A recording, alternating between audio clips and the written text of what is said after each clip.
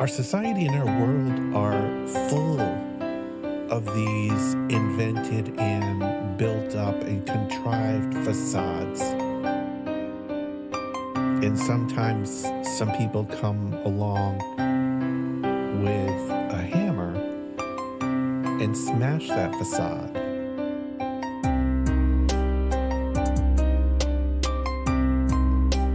It's a brilliant, powerful hammer. It's a brilliant, powerful hammer to smash that facade.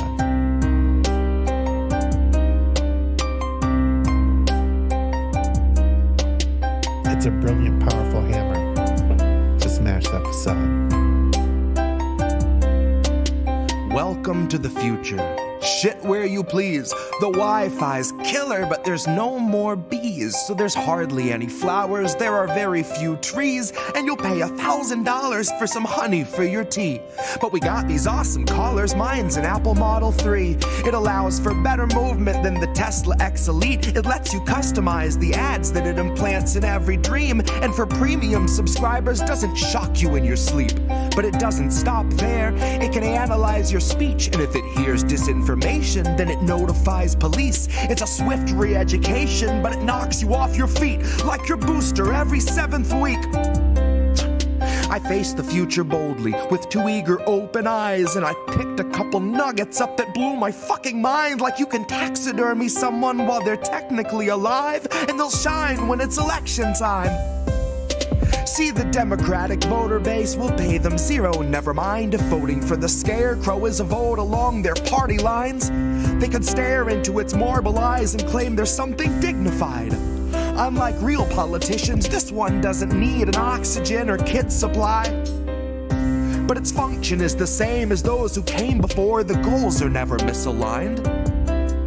It still spends all its working time performing pre-recorded fleecing sessions where it sugarcoats your slow and hungry genocide, while pouring billions into Nazi coffers, all the while selling you the story that we're moments till the MiGs arrive. So fuck it, ask Zelensky if he'll help replace our leaded pipes. Watch a fleet of Penske's show, stacks of bills in every size. Guess it only took a black sun and a couple Hiles.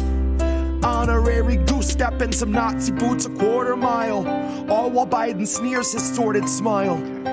I don't know what was in this morning's vial, but it makes him stare 1,000 yards through all the prompters and the cards like he can smell the nearest child. His eyes are wide and wild, wider than the grave in which another 1,000 families were tossed in as I typed until they rose up to the sky unceremoniously piled.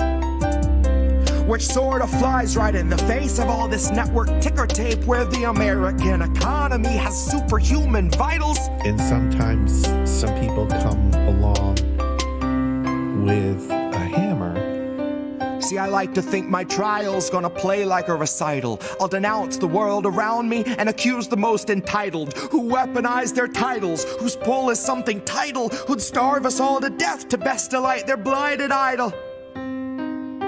So they might destroy the record, and I will never get to vinyl.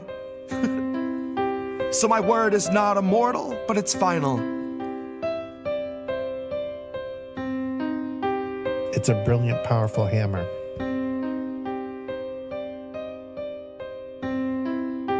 It's a brilliant, powerful hammer to smash that facade.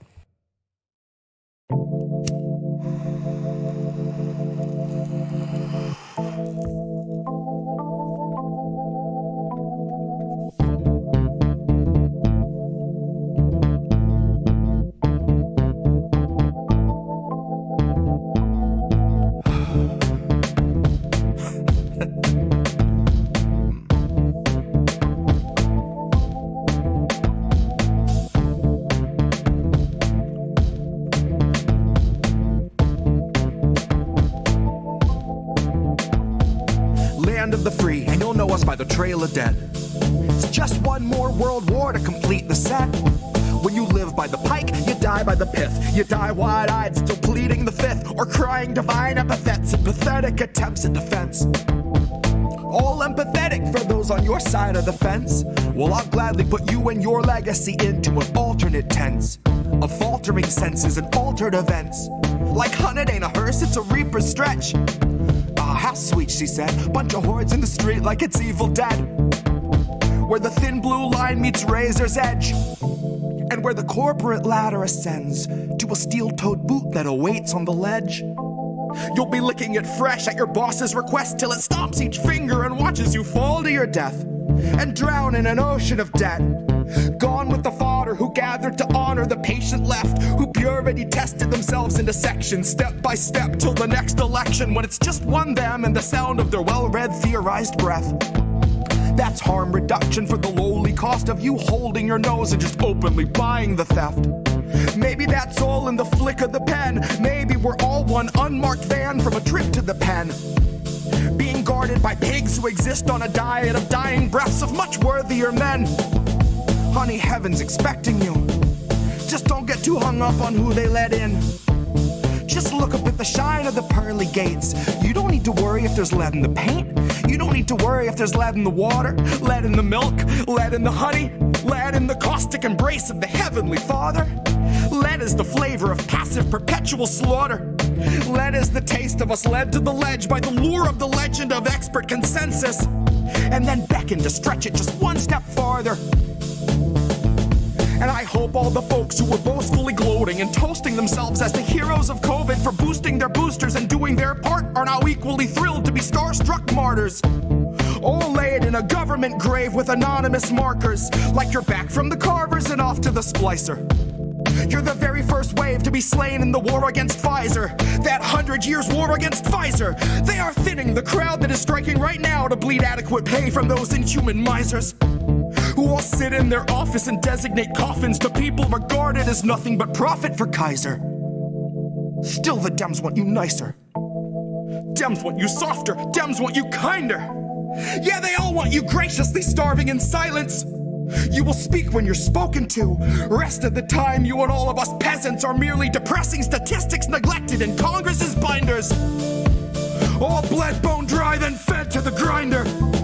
Our headstones line each step as reminders. That's a lesson in object permanence learned in the furnace by workers consigned to the fire. Workers bled, bone dry, then fed by the fed to the grinder.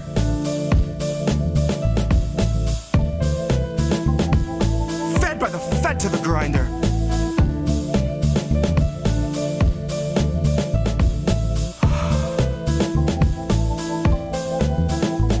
Now the Fed went straight to your head. Mind what you hide in your size unsaid, and your eyes turn blind to the signs unread. Flag bright red, so you let it in bed. You let it inside, and you'll see that it's fed. Never you mind that it grinds your wealth into bread for itself, then it bleeds you dry, then it dines on the dead.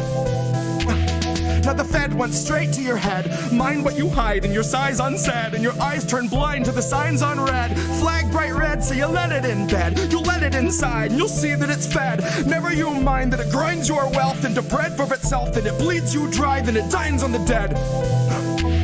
And the Fed went straight to your head. Mind what you hide in your size unsaid, and your eyes turn blind to the signs unread. Flag bright red, so you let it in bed. You let it inside, you'll see that it's fed. Never you mind that it grinds your wealth into bread for itself, bleeds you dry, then dines on the dead.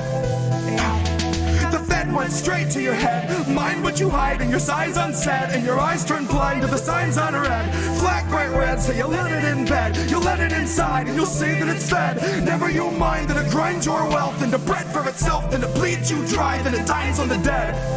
Here's where our leaders would see us all led. Here's where our leaders would see us all led.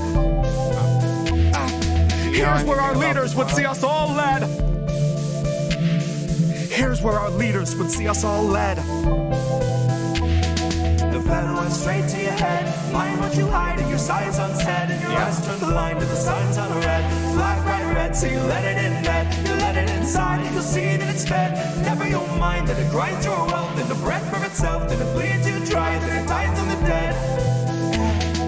Fed went straight to your head. Mind what you hide in your size unsaid, and your eyes turn blind to the signs unread. Flag bright red, so you let it in bed. You let it inside, and you'll see that it's fed. Never you'll mind that it grinds your mind, that it grinds yourself, then it bleeds you dry, then it dines on the dead. Here's where our leaders would see us all led. Went to Harvard for college, got his PhD there. He's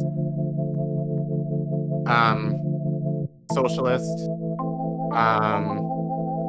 identified capitalism as the issue, targeted by the FBI, given, of course, just like Kwame Ture, targeted by the FBI. When like, you are not with where majority of Americans held his are, passport, the government held his passport, you know, went that to is Ghana, extreme. That is an extreme way of when it thinking. became independent, to work on a new project regarding the African diaspora. So he was a Pan-Africanist as well. He connected with Garvey. And basically, when the U.S. refused to renew his passport, so he ended up living in Ghana, became a citizen there.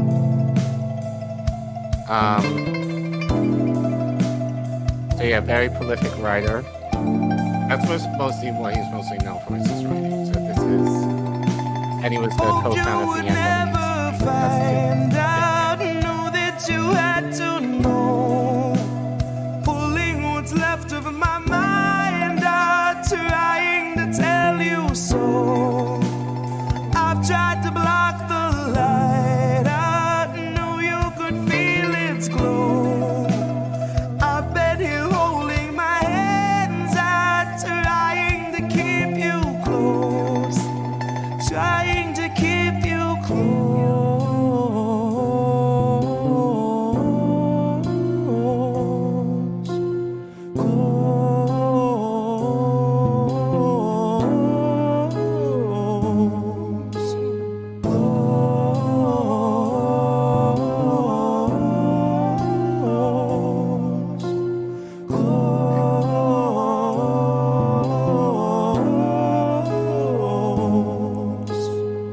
I really want to set you free, but I really want to let you be. And a part of me wished I could set myself aside, just let you take the ride, just chalk the rest up to destiny. I could let you believe that the only restraints in life are the size of your dreams. Let you believe each kid grows up with the world at their feet. When I know too well it's open season, I know they're taking stock and raising stocks and raising stock. And I'm simply not here to sit and watch as you learn the lesson all cogs are taught. Keep your head down and keep to task and just keep on blocking the rest of it all out. Just keep on with the rest of the herd of a million adjacent oblivious workers. The forest unseen for the trees, and the trees unseen for the fallout. Now what's more damning, baby, the truth or the ignorance? Fuck it, I honestly wonder if I see the answer so well. Baby, believe me well, I know it's scary, I scare myself. If I could find a way out of my head, I would run like hell. I would ditch this body politic, mindless occupant somewhere far from the dismal abyss. In the tranquil crystalline bliss of the beach, I could rest with the rest of the shells. And if anyone asks I'm anywhere else, if I'm really needed, just light the candle, then read the book, and then ring the bell. Oh, my untarnished heart, my little perfect soul, this world will melt your mercy down so they can sell its gold. This world will take your worth and then demand 1,000. No, that was Lynn on it, so that's why I did it. They'll strip your bank account and sweep you somewhere down the road, and then return to eat your What? shitty bike you rode. The Bottled water, only shoes and coat and broken phone. No, it doesn't work that way. It only works with yeah.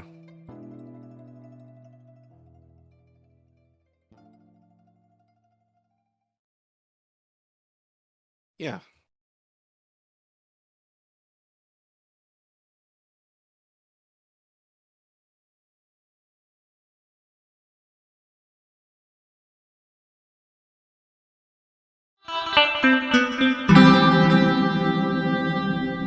Who are these people? What's up, everybody? It's us, your two favorites, Reef and Collin. We're here because Indy was sick, so we decided to take over today's spot for him. Well, a little earlier for him than it would be normally, but yeah, we felt bad, so but we had to give you something. Yes. And we were planning to do this as a pre-recorded segment anyway, so we just figured, why not just do it as a live segment? So, yep. But yeah, how do we miss that? Should be coming back soon. Once Indy gets a little over the weather, you know. Yeah. No, you guys missed boats, so Yeah. That Oh, will I make. have them ready. I have them saved. They're in there. They're ready to go. Oh, oh, I thought you were Um, going to say you're going to do boats now. no, no, I could, but but no. You brought a No, story with us though. yeah. So actually, Savvy, friend to the Hmm. show and network, sent this to me. I think this was from one of her followers who sent it to her and mentioned that send this to Colin and send it so he can talk about it because his audience would appreciate it. So Hmm. of course, have to oblige, Yep. and that's actually what we like people doing. If you have any stories that you guys want us to comment on this show, then please send them in. But um, so this segment is called "I Won't Vote," and it was written by W.E.B. DuBois, Mm-hmm. at William Edward Burghardt DuBois. Um, Given that it's Black History Month, I figured this would be an appropriate time to talk about him a little bit and to read this very poignant article that he wrote for The Nation back in 1956 regarding our government, most specifically um, the Republicans and Democrats in our party. Okay. So yeah, but yeah, just to give you very brief synopsis on him, I think a lot of you might have heard about him. He's not really, he's kind of underrated in terms of Black history, especially African American history. Basically, he was known as one of the leading Black intellectuals of his time. He was a very prolific writer, activist, Pan-Africanist. He followed Hmm. in the means of Marcus Garvey. He co-founded the NAACP. So he grew up, he was born in 1899, I believe. So he was born in Massachusetts. So he grew up integrated. So he had that privilege there. Got his PhD from Harvard. Very much a socialist, called out the oppression regarding capitalism in this country. So obviously, even back then, if you were calling that out, you were not well liked. So ended up spending the rest of his years in Ghana. He went there initially to work on a project regarding the African diaspora after they won their independence in 1960. And since he was targeted due to his anti-capitalistic, anti-war views, the government decided not to renew his passport, so he ended up becoming a Ghanaian citizen, and he lived there basically to the end of his days. So just a little history about W.E.B. DuBois. But we wanted to read one of the articles that he wrote for The Nation, again, back in 1956, which is titled, I Won't Vote. And you will probably see why this follower, her name is Karen, by the way, so thank you. So you'll see why she wanted us to highlight this to you guys. So anyway, so obviously keep in mind this was back in 1956 that he wrote Okay. this. So on October 20th, 1956, W.E.B. DuBois delivers his most eloquent indictment of U.S. politics while explaining to nation readers why he won't vote in the upcoming presidential election. DuBois condemns both Democrats and Republicans for their indifferent positions on the influence of corporate wealth, racial inequality, arms proliferation, and unaffordable health care. Ooh, there we go. I got it. I got this. Thank you. I think. Okay, hello? What? You- It won't move. Maybe not. Hold on. Let's just go here. How about that? Okay. Thank you. Let's go back a little. Back more. One more. Here. There you go. Since I was 21 in 1889, I have in theory followed the voting plan strongly advocated by Sidney Lenz in The Nation of August 4th, i.e., voting for a third party even when its chances were hopeless. If the main parties were unsatisfactory, or, in absence of a third choice, voting for the lesser of two evils. My action, however, had to be limited by the candidate's attitude towards Negroes. Of my adult life, I have spent 23 years living and teaching in the South, where my voting choices was not asked. I was disenfranchised by law or administration. In the North, I lived in all 32 years, covering 8 presidential elections. In 1912, I wanted to support Theodore Roosevelt, but his bull-nosed convention dodged the Negro problem, and I tried to help elect Wilson as a liberal Southerner. Under Wilson came the worst attempt at Jim Crow legislation and discrimination in civil service that we had experienced since the Civil War. In 1916, I took Hughes as the lesser of two evils. He promised Negroes nothing and kept his word. In 1920, I supported Harding because of his promise to liberate Haiti. In 1924, I voted for Lafayette, although I knew he could not be elected. In 1928, Negroes faced absolute dilemma. Neither Hoover nor Smith wanted the Negro vote and both publicly insulted us. I voted for Norman Thomas and the Socialists, although the Socialists had attempted to Jim Crow Negro members in the South. In 1932, I voted for Franklin Roosevelt since Hoover was unthinkable and Roosevelt's attitude towards workers most realistic. I was again in the South from 1934 until 1944. Technically, I could vote, but the election in which I could vote was a farce. The re-election was the white primary. So, Interesting. yeah. Why Since I was 21, Go ahead. in 1898, well, Sorry, can that's you me. zoom in a bit? Yeah. Sorry. Can you zoom in a bit, please? There we Yeah. go. Since I was 21 in 1889, I have in theory followed the voting plan strongly advocated by Sidney Lenz. No. So next one, sorry. It's me. Retired for age in 1944, I returned to the North and found a party to my liking. In 1948, I voted the progressive ticket for Henry Wallace, and in 1952 for Vincent Hellman. In 1956, I shall not go to the polls. I have not registered.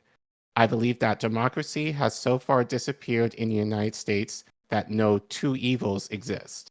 There is but one evil party with two names, and it will be elected despite all I can do or say. There is no third party. On the presidential ballot in a few states, 17 in 1952, a socialist party will appear. Few will hear its appeal because it will have almost no opportunity to take part in the campaign and explain its platform. Sounds very familiar. If a voter organizes or advocates a real third-party movement, he may be accused of seeking to overthrow this government by force and violence. Anything he advocates the way of significant reform will be called communist and will of necessity be communist in the sense that it must advocate such things as government ownership of the means of production, government and business, the limitation of private profit, social medicine, government housing, and federal aid to education, the total abolition of race bias, and the welfare state. These things are in every communist program. These things are the aim of socialism. Any American who advocates them today, no matter how sincere, stands in danger of losing his job, surrendering his social status, and perhaps landing in jail. The witnesses against him may be liars or insane or criminals. These witnesses give no proof for their charges and may not even be known or appear in person. They may be in the pay of the United States government. ADAs and liberals are not third parties. They seek to act as tails to kites. But since the kites are self-propelled and radar-controlled, tails are quite superfluous and rather silly. Does this sound familiar to you, Reef? Yeah. And again, Almost all of it. And again, this was back in 1966. So it's funny, like the same issues that we're talking about now in regards to third parties or anything alternative outside of the duopoly. He was talking about, I can't do math, but Yeah, almost like 70 years. 1956. Yeah. Yeah. So, but yeah, we talk about these things as if they're like a relatively New. recent issue Yeah. when it's really hasn't. So, I mean, he's talking about like we need communist stuff here, right? mhm, And that like no one was really offering any of these things. right. Okay. But I think most importantly, given him being, as I said, he was a freed black man at that time. So he was advocating for, black men and women for the right to vote. Wasn't happening. Both parties were not necessarily going for it. And he speaks to the disenchantment of, what we talk about now, like voting in the hope that things change, and they don't. Right. So and that's kind of why he was kind of like, I'm not voting, Yeah. It's because pointless. What was one of the lines earlier? He was like, technically I could vote, but the election in which I could vote was a farce. Like, right. okay. So even back then, I wouldn't say it was blatantly fixed as it probably is now, but even back then, the idea of it not working in the favor of the people was still was even then prevalent. So Right. The real election was the white primary. I do wonder exactly what he meant by that, because I'm sure he's got like specifics he's referencing on that. yes, would be, the white voters, Yeah. and maybe rich, Mm. who essentially, Take part I think in the he's primary. talking, right. And I think essentially it's more the white elites. Given his position, again, like this cat went to Harvard, he was probably, and we talked about this as far as the eugenics movement in this country, at around this time, might I add. So the argument that in that article that I read was it was the elites who was pushing eugenics. What a great line too, with the like I shall what was it? I shall not go to the polls. I have not registered. I believe the Democratic Party has so far disappeared in the United States that no, quote, two evils exist. Right. Like that it's not just two, Right. It's but just one with different names. Yeah. 1956. Jesus. Right. Right. So Okay. anyway, let's continue. Zoom out a little bit. Yeah. It's Thank like you. weird sizes. There you go. The present administration is carrying on the greatest preparation for war in the history of mankind. Again. Stevenson promises to maintain or increase this effort. The weight of our taxation is unbearable and rests mainly and deliberately on the poor. The administration is dominated and directed by wealth and for the accumulation of wealth. It runs smoothly like a well-organized industry and should do so because industry runs it for the benefit of industry. Corporate wealth profits as never before in history. We turn over the national resources to private profit and have few funds left for education, health, or housing. Our crime, especially juvenile crime, is increasing. Its increase is perfectly logical. For a generation, we have been teaching our youth to kill, destroy, steal, and rape in war. What can we expect in peace? We let men take wealth which is not theirs. If the seizure is legal, we can call it high profits, and the profiteers help decide what is legal.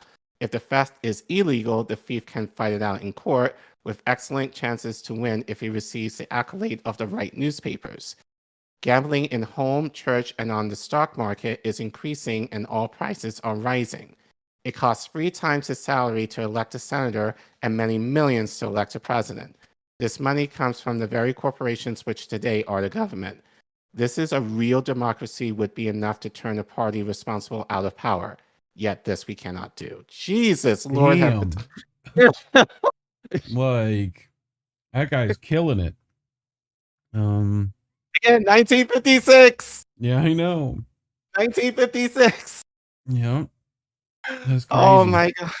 Oh my god. This is like if the theft is illegal, the thief can fight it out in court But like, if he receives the accolades of the right newspapers, he's good. Right. Yeah. Right. Mm-hmm. How true is that even now? Yep. Like and you can argue just media in general. Like Yeah. the right media coverage can turn a story to favor people who, are doing wrong. Mm-hmm. And the opposite is true, especially if you're in the poor, if you are in the working poor. So, but the idea that, like this in a real democracy would be enough to turn the party responsible out of power, but we can't do it. Yeah, but that's yes. I wonder if he gets to why. Well, let's see. Okay. Okay. Move. There we go. There it is. The other party has surrendered all party differences in foreign affairs, and foreign affairs are our most important affairs today and take most of our taxes. Even in domestic affairs, how does Stevenson differ from Eisenhower? He uses better English than Dulles, thank God. He has a sly humor where Eisenhower has none. Beyond this, Stevenson stands on a race question in the South, not far from where his godfather Ade did 63 years ago, which reconciles him to the South. He has no clear policy on war or preparation for war, on water and flood control, on reduction of taxation, on the welfare state. He wavers on civil rights, and his party blocked civil rights in the Senate until Douglas of Illinois admitted that the Democratic Senate would and could stop even the rights of senators to vote. Douglas had a right to complain. 3 million voters sent him to the Senate to speak for them. His voice was drowned and his vote nullified by Eastland, the chairman of the Senate Judiciary Committee, who was elected by 151,000 voters. This is the democracy in the United States which we peddle abroad. Oh. Yup. Let's keep going. Negroes hoped to muster 400,000 votes in 1956. Where will we cast them? What have the Republicans done to enforce the education decision of the Supreme Court? What they advertised as fair employment was exactly nothing, and Nixon was just the man to explain it. What has the administration done to rescue Negro workers, the most impoverished group in the nation, half of whom receive less than the median wage of the nation, while the nation sends billions abroad to protect oil investments and help employ slave labor in the Union of South Africa and the Rhodesias? Very well, and will the party of Talmadge, Eastland, and Allender do better than Republicans if the Negroes return them to office? I bet no. I have no advice for others in this election. Are you voting Democratic? Well and good. All I ask is why. Are you voting for Eisenhower and his smooth team of bright ghostwriters? Again, why? Will your helpless vote either way support or restore democracy to America? I think that's no. Is the refusal to vote in this phony election a counsel of despair? No, it is dodged hope. It is hope that if 25 million voters refrained from voting in 1956 because of their own accord and not because of a sly wink from Khrushchev, this might make the American people ask how much longer this done farce can proceed without even a whimper of protest. Yet, if we protest, off the nation goes to Russia and China. 55 American ministers and philanthropists are asking the Soviet Union to face manfully the doubts and promptings of their conscience. Cannot these do-gooders face their own consciences? Can they not see that American culture is rotting away? Our honesty, our human sympathy, our literature save what we import from abroad. Our only review of literature has wisely dropped literature from its name. Our manners are gone, and the one thing we want is to be rich, to show off. Success is measured by income. University education is for income, not culture, and is partially supported by private industry. We are not trained poets or musicians, but atomic engineers. Business is built on successful line called advertising. We want money in vast amount no matter how we get it. So we have it, and what then? Is the answer the election of 1956? We can make a sick man president and set him to do a job which will strain a man in robust health. So he dies, and what do we get to lead us? With Stevenson and Nixon, with Eisenhower and Eastland, we remain in the same mess. I will be no party to it, and that will make little difference. You will take large part and bravely march to the polls, and that will also make no difference. Stop running Russia and giving Chinese advice when we cannot rule ourselves decently. Stop yelling about democracy we do not have. Democracy is dead in the United States. Yet there is still nothing to replace real democracy. Drop the chains, then, that bind our brains. Drive the money changes from the seats of the cabinet and the halls of Congress. Call back some faint spirit of Jefferson and Lincoln. And when again we can hold a fair election on real issues, let's vote, and not until then. Is this impossible? Then democracy in America is impossible. Yeah, it sounds like he needs to grow up. Yeah, I just have to wonder what Crystal would say about this in terms of what she said. Or Jordan, or anyone pushing Marianne right now, or like, yeah. But again, 1956. 1956. I mean, this is like the Right. beginning of the Cold War. Like, a very good time to, like, you know, parallel our problems. You know, he's Right. talking about people protesting Russia and China, yet America's way worser. You know, like, Right. I mean, again, it's amazing, and I think this is why we need to read more, especially Black revolutionaries and Black intellectuals. Like, and I think this is part of the reason why, you know, African American AP classes are under attack right now. And it's not in part, again, the idea of like talking about queer theory and CRT, as I mentioned, I think it was last week, it's nothing more than a red herring. It's the idea of like talking about this in terms of like socialist ideas. They don't want people to know this. I think people don't want to know this hidden history anyway. But the fact that, you know, that W.E.B. DuBois was talking about like capitalism, like in the first half of the 20th century in this scathing report or article, I should say, you know, like people don't want to know like about this, especially like Black children who may not necessarily know about this, or God forbid anyone who's non-Black to know about some of the things that he or maybe Fred Hampton, Kwame Ture, X, MLK, Angela Davis, like all these revolutionary figures have been saying, you know, in terms of the realities of capitalism in this country and how it needs to be decimated. So it's a way to protect capital, but it's also a way for us to not know the reality of what our, you know, our leaders were saying way back when that is still prominent today.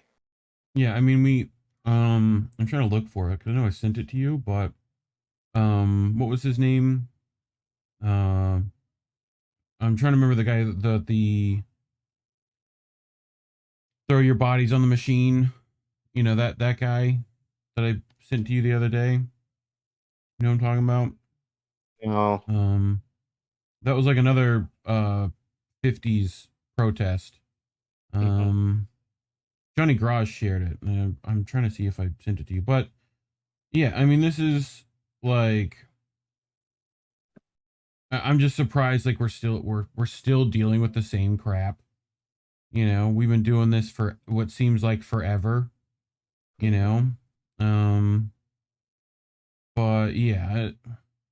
We've literally been doing this forever and nothing has changed. And the idea of like, you know, can't do third party because it's not the time yet, or being shamed to not vote because, you know, of the news thing is fascism now, you know. But again, like, this is why African American well, it shouldn't be African American history. This should be just history, period. You know, and again, it's like all these personalities, especially in the space, who are saying, you have to vote, like democracy, like they don't read any of this at all. So they have no context in terms of like, this is not a new thing. This is like, again, a tale as old as time in this country.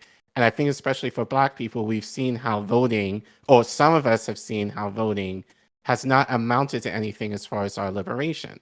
So the idea that I don't vote or choose not to shouldn't be looked at as, oh, like you are, you're going to vote, that's cause for the boogeyman, whoever it is, to be elected. No, it's the idea of maybe figure out why is it that I feel tempted, or the idea of not voting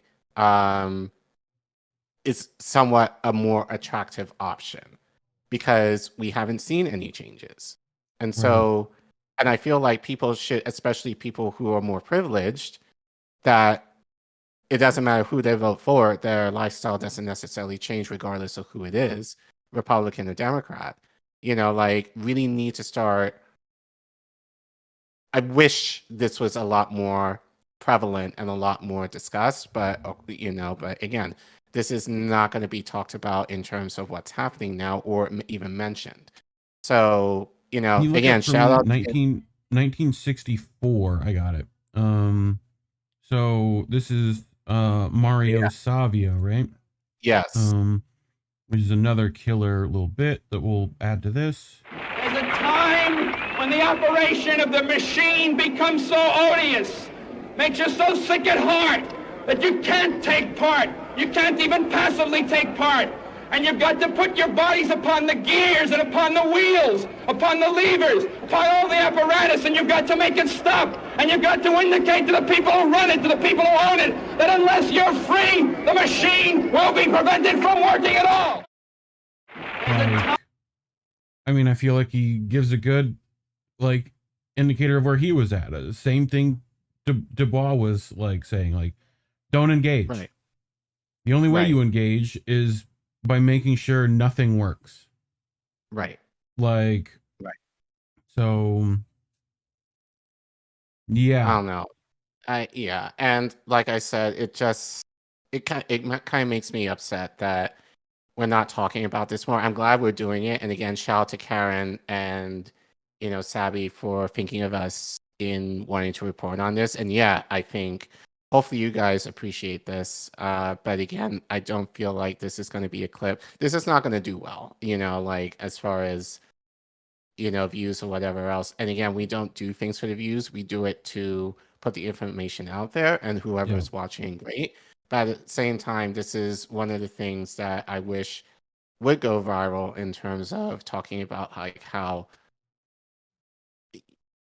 these are the same issues and the same problems that we're still dealing with now, and not much has changed. And I feel like the desperation for people is, I think people feel like this is a relatively new problem, at least. Well, I think just given this context, we now know that that's not the case. That these issues are very much, just very evident, just a part of our country, and it's going to be extremely difficult to remove something that is so established and is dead set in part of how our country works and has been working. That you're right. It's the matter of we can't engage in it. And that's the only way that, again, this speaks more to the reason of, mutual aid, direct action, look at local politics, look into the idea of third parties. Even that Mario Savio clip is, as Human Love put in the chat, he was fighting the university leader owners, a direct problem that he could directly address,